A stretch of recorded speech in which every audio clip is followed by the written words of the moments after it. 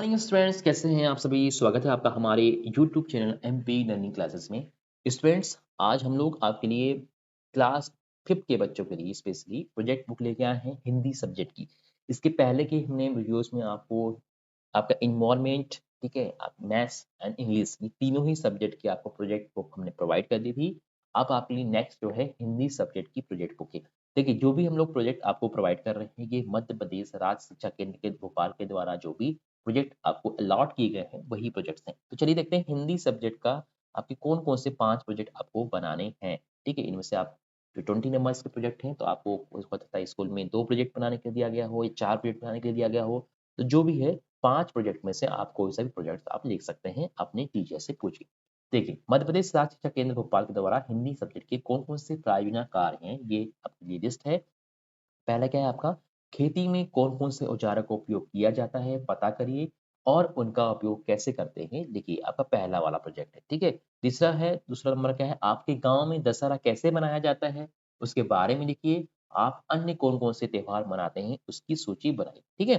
फिर third number क्या है, आपके आस-पास खेत होंगे, ठीक है? आपके घर के आस-पास खेत होंगे, आप वहाँ गए होंगे, यदि हाँ, तो आप खेत पर 1 दिवस रहने के अपने अनुभव को लिखिए। यदि आप कभी खेत पर नहीं गए हैं, तो कल्पना के आधार पर लिखना है। ओके, नेक्स्ट देखिए क्या है, फोर्थ नंबर का, आपको अपने गांव शहर में सबसे सुंदर स्थान कौन सा लगता है और क्यों लगता है, इसके बारे में आपको लिखना है। फिर फिफ्थ नंबर का प्रोजेक्ट क्या है, आप अपनी परीक्षाओं के पहले परीक्षा की तैयारी कैसे करते हैं, ये आपको लिखना है। तो ये आपके 5 प्रोजेक्ट है आपके हिंदी के, आपको हम लोग प्रोवाइड कर रहे हैं। तो पहला हम देखते हैं प्रयोजन क्रमांक 1, ठीक है? तो पहला प्रयोजन क्रमांक में 1 में क्या है, खेती में कौन-कौन से औजार का उपयोग किया जाता है, पता करिए और उनका उपयोग कैसे करते हैं, लिखिए। तो पहला प्रोजेक्ट क्या है, खेती में उपयोग होने वाले औजार। कौन से औजार यूज़ करते हैं, जैसे हँसिया यूज़ करते हैं, खुरपी यूज़ करते हैं, कुल्हाड़ी यूज़ करते हैं, फावड़ा यूज़ करते हैं, हल, कुदाल, बेलचा और हजारा, ये सब क्या है, हमारे खेती में यूज़ होने वाले जो छोटे-मोटे औज़ार हैं, ठीक है? तो देखिए, हँसिया के बारे में आप लिखेंगे, तो हँसिया क्या है?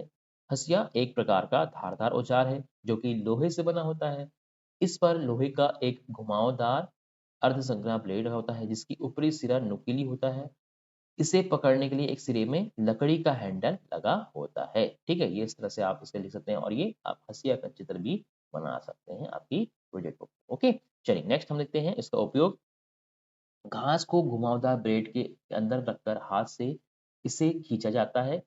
इससे घास कटाई का काम आसान हो जाता है। हँसियों को एक हाथ से दूसरे हिस हाथ से उपयोग किया जाता है। इसका उपयोग घास काटने के अलावा फसल की कटाई, खरपतवार की सफाई, सब्जी, ठीक है, या फल काटने के लिए भी किया जाता है। इस तरह से आपका हँसिया के बारे में आप लिख देंगे।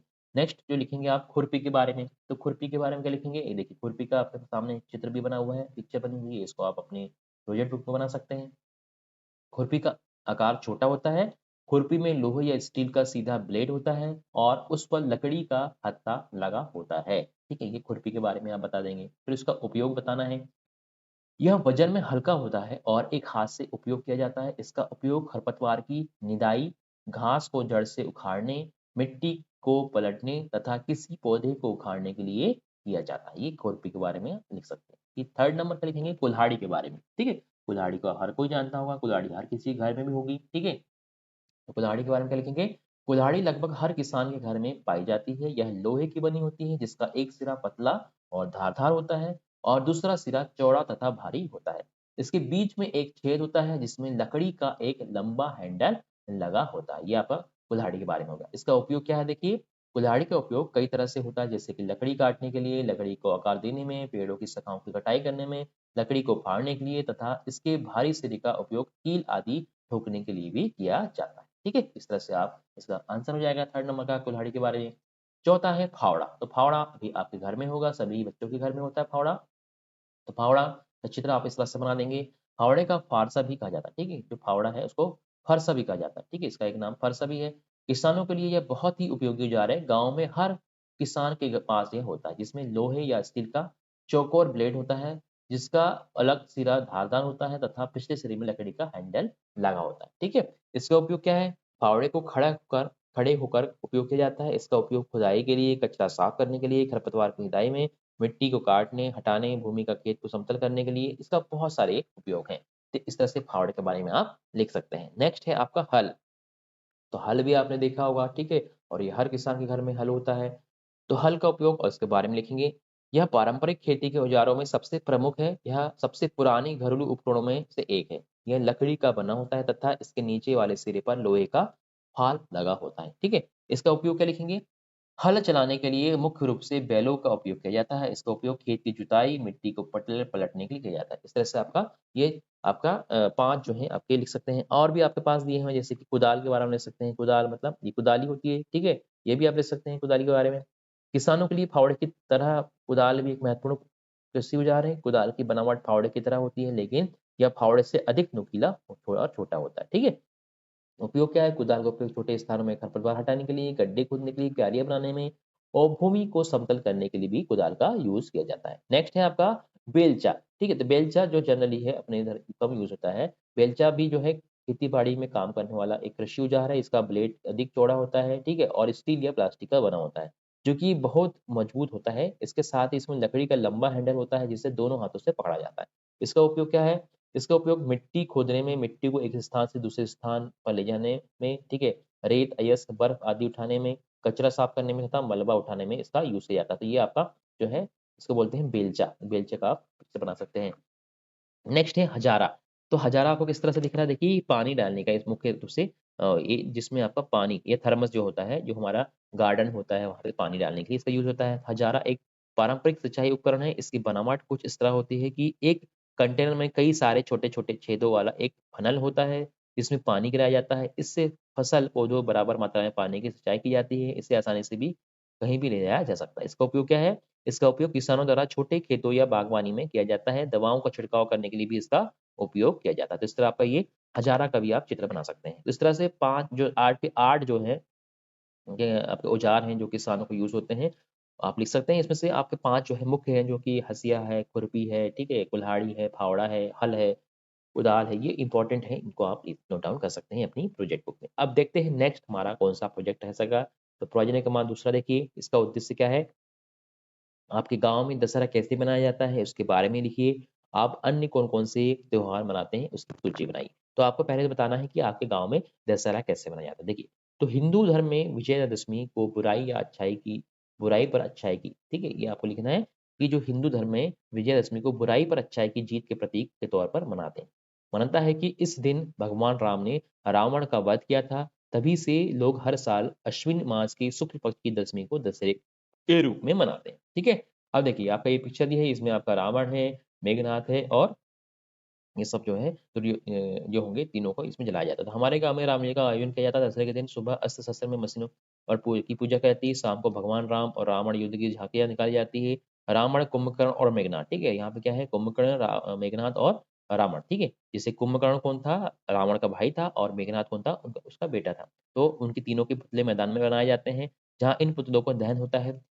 इस मैदान में मेला लगता है, शाम को सभी रावण दहन देखने आते हैं और सभी लोग एक-दूसरे को बधाइयाँ देते हैं, ठीक है? अब इसके बाद में हमारे गाँव में या हमारे द्वारा मनाए जाने वाले त्योहार की सूची जैसे कि नववर्ष है, लोहड़ी, बसंत पंचमी, महाशिवरात्रि, होली, नवरात्रि, रामनवमी, गुरु पूर्णिमा, नागपंचमी, रक्षाबंधन, दीपावली ये सब ये त्योहार है जो हम लोग बनाते हैं। इसके अलावा अब छात्रों को अपनी खुद की सूची बनानी है जो आप लोग अपने अकॉर्डिंग जो त्योहार बनाते हैं, ठीक है? ये हमने आपको प्रोवाइड कर दिया है। आप अपने अकॉर्डिंग अगर बनाते होंगे तो आप नोट डाउन कर सकते हैं, ठीक है? चलिए क्वेश्चन हम लोग थोड़ी 3rd नंबर का प्रायोजन देखते हैं। प्रोजेक्ट नंबर 3rd क्या दिया है? प्रायोजन क्रमांक 3 इसमें जो उद्देश्य क्या दिया है, आपके आस-पास खेत होंगे, ठीक है? आप वहाँ गए होंगे, यदि हाँ, तो आप खेत का 1 दिवस रहने के अनुभव को लिखिए, ठीक है? मतलब ये बताना चाह रहा है कि आपके अगर आस-पास खेत है, वहाँ पे आप गए हैं, तो अगर आप वहाँ पे दिन भर रुके हैं, तो आपको उसका अनुभव मतलब एक्सपीरियंस शेयर करना है। यदि आप कभी खेत पर नहीं गए हैं, तो आपको कल्पना के आधार पर आपको ये बनाना है। तो कल्पना के आधार पर कि हमने प्रोवाइड कर दिया है और जो गए भी हैं, तो उनके लिए भी हमने यहाँ पे प्रोवाइड कर दिया था। आप इसको बना सकते हैं। देखिए, एक पिक्चर है, आपको ये गाँव दिख रहा है, इसमें कुछ खेत घर दिख रहे हैं। और आस-पास खेत बने हुए हैं, पेड़ के नीचे कुछ लोग बैठे हुए हैं। तो ये खेत का एक दृश्य हो गया, काल्पनिक दृश्य हो गया। अब इसको हम कैसे लिखेंगे? हमारे गाँव में आस-पास चारों ओर हरे-भरे खेत हैं, जहाँ विभिन्न ऋतुओं में अलग-अलग प्रकार की फसलें बोई जाती हैं।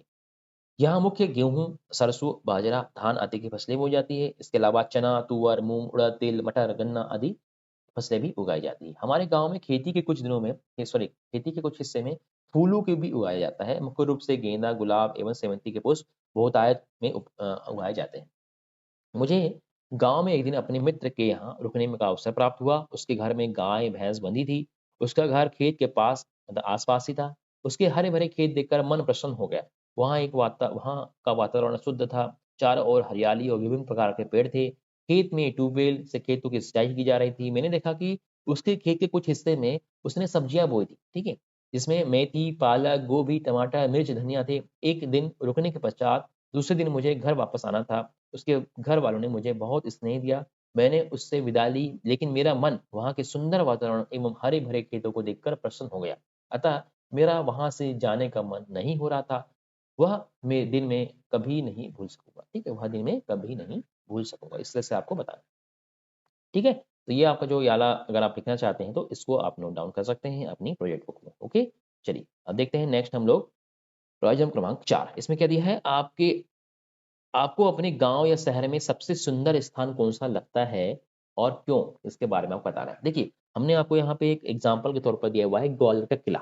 अगर आपको आस-पास कोई और दूसरा होता है जो आपको सुंदर लगता हो अपने नगर के आस-पास, अपने गाँव में आस-पास, तो वो भी आप अपने मन से लिख सकते हैं, उसकी फ़ोटो वगैरह, चित्र वगैरह बना सकते हैं।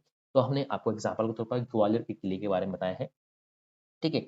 तो मुझे अपने शहर ग्वालियर में सबसे सुंदर स्थान ग्वालियर का किला लगता है क्योंकि यह किला मध्यकालीन स्थापत्य के अद्भुत नमूनों में से एक है। यह ग्वालियर शहर का प्रमुख स्मारक है जो गोपाचल नामक पहाड़ी पर स्थित है। लाल बलुए पत्थर में निर्मित यह किला देश के सबसे बड़े किलों में से एक है और इसका भारतीय इतिहास में एक महत्वपूर्ण स्थान है। इसे किलों का रत्न भी कहा जाता है।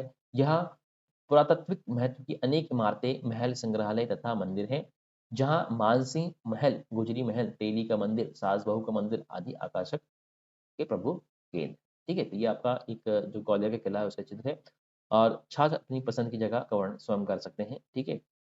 इसमें कहीं बाउंडेशन नहीं है, अगर आपके आस-पास कोई अच्छी जगह है तो आप अपने अकॉर्डिंग उसमें कुछ भी चित्र बना के उसके बारे में लिख सकते हैं। ठीक है? चलिए क्वेश्चन जो आपका प्रयोजन क्रमांक 5 है देखते हैं क्या है? आप अपनी परीक्षाओं के पहले परीक्षा की तैयारी कैसे करते हैं? आपको लिखना है। मतलब आपकी जो परीक्षा होने वाली है, उसके पहले आप उसकी तैयारी कैसे करेंगे? इसके बारे में आपको बताना है। देखिए, आप कैसे लिखेंगे इसका आंसर? हम जानते हैं कि परीक्षा साल भर की गई पढ़ाई का मूल्यांकन है। हम साल भर जो भी पढ़ते हैं, वो हमको याद रहता है। लेकिन परीक्षा की तैयारी करते समय हम निम्नलिखित बातों पर भी अमल करते हैं। पहला क्या है? परीक्षा के समय शिक्षक के महत्वपूर्ण अध्याय एवं प्रश्नों को संबंध में जानकारी लेकर उसे कंठस्थ कर लेते हैं। गणित और पर्यावरण जैसे विषयों का अभ्यास अच्छी तरह से करते हैं। दूसरा, चूंकि परीक्षा की अवधि सीमित रहती है अतः अपनी कॉपी पर प्रश्नों और उसके उत्तरों को लिखकर अपनी उत्तर लिखने की क्षमता को परख लेते हैं। ठीक है? तीसरा लिखेंगे, नियमित समय सारणी बनाकर योजनाबद्ध तरीके से परीक्षा की तैयारी में लग जाते हैं। परीक्षा के समय सुबह-शाम प्रत्येक विषय का अभ्यास करते हैं। 5वां, पढ़ाई एवं परीक्षा के प्रति सकारात्मक सोच रखते हैं तथा घबराहट या हड़बड़ाहट की स्थिति से बचने के प्रयास करते हैं। छठवां क्या लिखेंगे? परीक्षा के समय पर्याप्त नींद लेते हैं, थोड़ा समय शारीरिक व्यायाम के लिए निकालते हैं तथा पढ़ाई से थोड़ा विराम देकर दिमाग को शांत और खुश रखने का प्रयास करते हैं। 7वां क्या लिखेंगे? यदि हमें कक्षा में शिक्षक द्वारा समझाए गए विषय में कोई कठिनाई आती है, तो अपने घर के सदस्यों के अथवा मित्रों से उस कठिनाइयों को दूर करने का प्रयास करते हैं। इस प्रकार हम अपनी परीक्षा की तैयारी पूरी लगन एवं उत्साह से करते हैं ताकि हम अच्छे से अच्छे नंबर प्राप्त कर सकें, अंक प्राप्त कर सकें। ठीक है? इस तरह से आपका जो है 5वां जो प्रयोजन है आपका कंप्लीट हो जाता है। तो इस तरह से हिंदी की जो प्रायोजन कार्य थे हमने आपको प्रोवाइड कर दी हैं। ये आप हमने आपकी प्रोजेक्ट के बुक में आप नोट डाउन कर सकते हैं जो क्लास 5 के बच्चे हैं, ठीक है? तो ये आपको वीडियो कैसा लगा हमें कमेंट बॉक्स में बताइए। वीडियो को लाइक करिए, शेयर करिए और चैनल को सब्सक्राइब ज़रूर करिए ताकि इसके आने वाले जो वीडियोज़ हैं आपकी क्लास से संबंधित वो आपको तुरंत मिल जाएँगी। तो वीडियो देखने के लिए बहुत-बहुत धन्यवाद। Thanks for watching.